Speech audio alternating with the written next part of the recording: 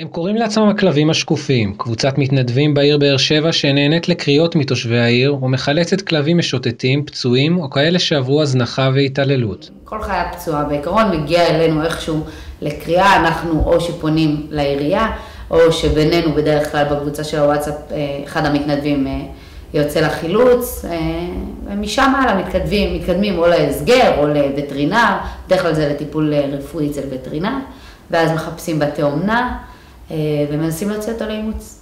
למרות שתופעת הכלבים המשוטטים אינה ייחודית לבאר שבע, קרבתה של העיר לפזורה הבדואית מעמיקה את הבעיה. כלבים שנמצאים במרחק של 300-500 מטר מגבולות העיר ובאים לתוך באר שבע לאכול בשעות הלילה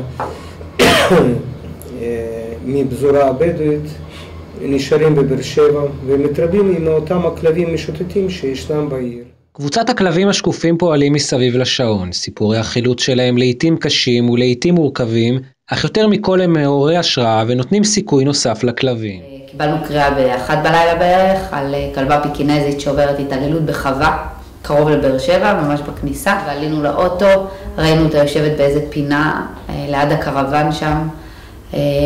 העיניים שלה היו חתוכות עם סכין יפני, מלאות כמו ג'וקים כאלה וכל מיני תולעים שהצטברו בגלל המוגלה.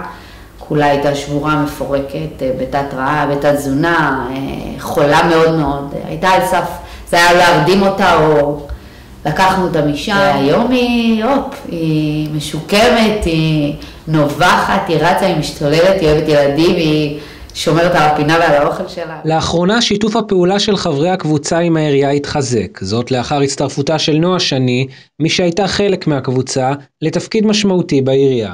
הפעילים של כלבים שקופים הם אלה שאתה יודע, שיצאו גם באמצע הלילה לחלץ כלבים. שיתוף פעולה שלנו בזה שהם מטפלים בשטח, הם מעלים את הצרכים שלהם, הם חיים את זה יום יום ואומרים לנו מה הם חושבים שצריך לקרות, מה הם חושבים שצריך לשפר, מה לדעתם חשוב יותר או חשוב פחות. ואנחנו בתור עירייה מקשיבים ומנסים כמיטב יכולתנו לקדם את הדברים בנתיבים שמתאימים לאותם פעילים. לסיום, לאסי חשוב לומר רק דבר אחד, דווקא לאנשים שכן מחליטים לאמץ כלבים. זה חשוב לי לציין שאנשים צריכים להבין שכשהם לוקחים כלב, זה לא כלב עד שימאס, זה לכל החיים. זה מצריך טיפול, זה מצריך אהבה. ברגע ששמים את הכלב בצער בעלי חיים או בהסגר ואומרים, טוב, מישהו אחר ייקח אותו, זה לא קורה, מרדימים אותו. אין מישהו אחר שיבוא לקחת. יש עוד אלפי כלבים, מרדימים בשנה 200,000 כלבים בארץ. תחרות כלבים רצים במעגל